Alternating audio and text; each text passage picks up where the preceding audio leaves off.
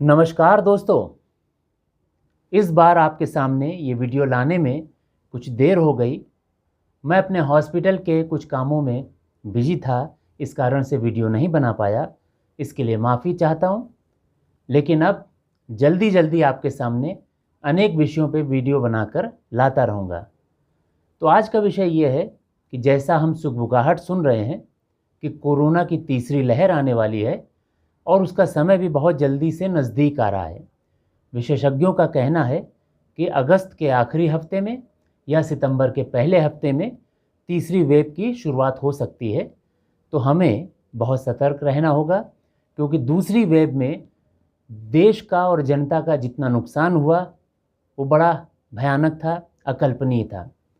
तो हमें इससे बचने के उपाय अभी से सोचने होंगे, उन पे अमल करने की तैयारी करनी होगी और जो भी अच्छी जानकारियां हमें मिल पाएँ उन्हें इकट्ठे करता रहना चाहिए और जनता को देते रहना चाहिए। जैसा कि हम जानते हैं कि धरती के लिए सबसे बड़ा वरदान सूरज है। जो हमारी खाद्य श्रृंखला है यानी कि फूड चेन है, उसका आरंभ, उसकी शुरुआत सूर्य से होती है और हमारे जीवन चक्र का सबसे अहम और सबसे बड़ा हिस्सा सूरज ही है।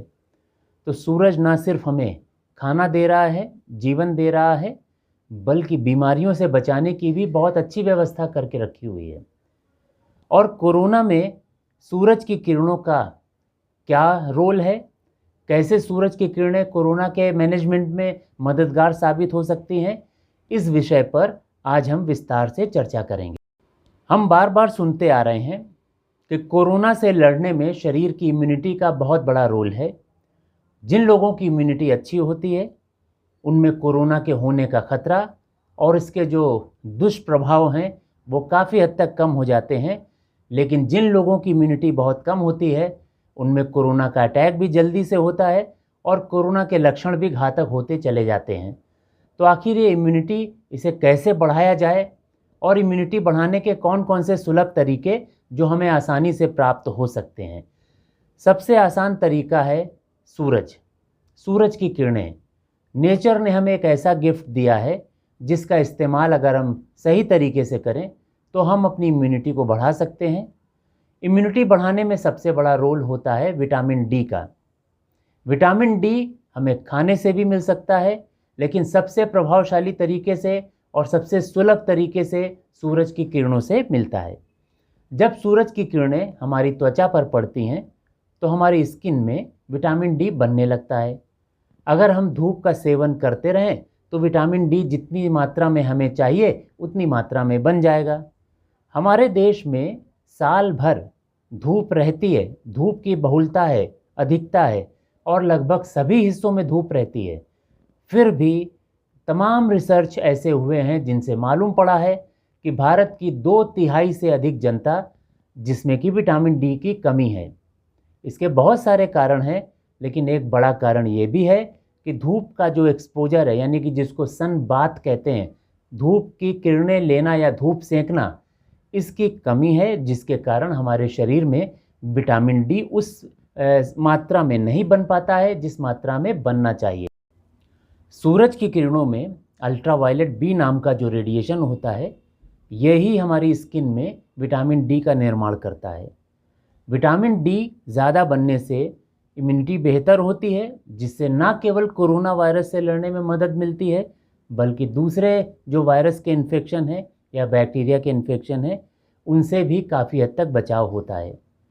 विटामिन डी कैसे बने, इसके लिए हमें धूप सेकना चाहिए और ज़्यादातर विशेषज्ञों की राय है कि सप्ताह में कम से कम 2 बार, उससे अधिक भी हो सकता है लेकिन कम से कम 2 बार आप धूप ज़रूर सेकें और ये ड्यूरेशन आधा से 1 घंटे की होनी चाहिए।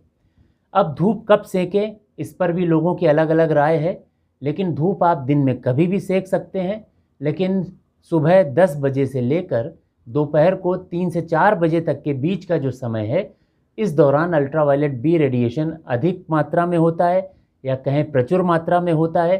तो विटामिन डी का निर्माण इस ड्यूरेशन में, इस काल में बेहतर हो सकता है। हालांकि सुबह की धूप और शाम की धूप भी कारगर है, लेकिन 10 से 3 बजे की धूप में विटामिन डी थोड़ा बेहतर तरीके से बनाया जा सकता है। दोस्तों, विटामिन डी का जो टॉपिक है ये बड़ा है। इसको मैंने 3 एपिसोड में कवर करने की कोशिश की है। अगले एपिसोड में मैं आपको ये बताऊंगा कि इसकी कमी कैसे होती है और विटामिन डी का शरीर में आखिर रोल क्या है, कैसे ये इम्यूनिटी बढ़ाता है और इसके कौन कौन से ज़रूरी फंक्शन होते हैं।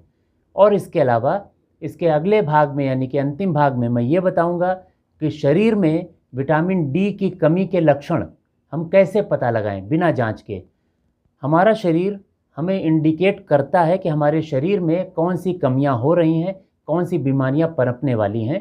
तो विटामिन डी को लेकर एक बहुत ज़रूरी जानकारी वो एपिसोड नंबर 3 में दूंगा, तो अगले दोनों एपिसोड ज़रूर देखिएगा, वो विटामिन डी से संबंधित हैं।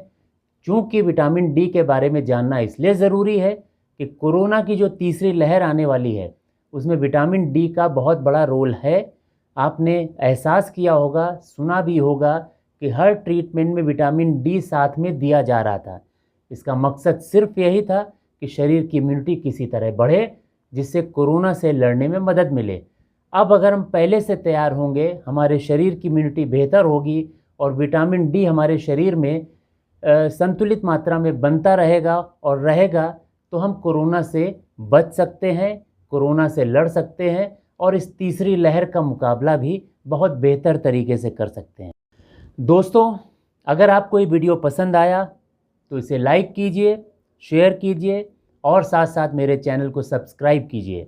इसमें जो बेल की बटन है यानी कि घंटी नुमा बटन है उसे भी दबाइए, जिससे जब मैं अपने वीडियो पोस्ट करूं तो इसकी सूचना आपको तुरंत मिल जाए। बहुत जल्दी आपसे फिर मुलाकात होगी, तब तक के लिए नमस्कार।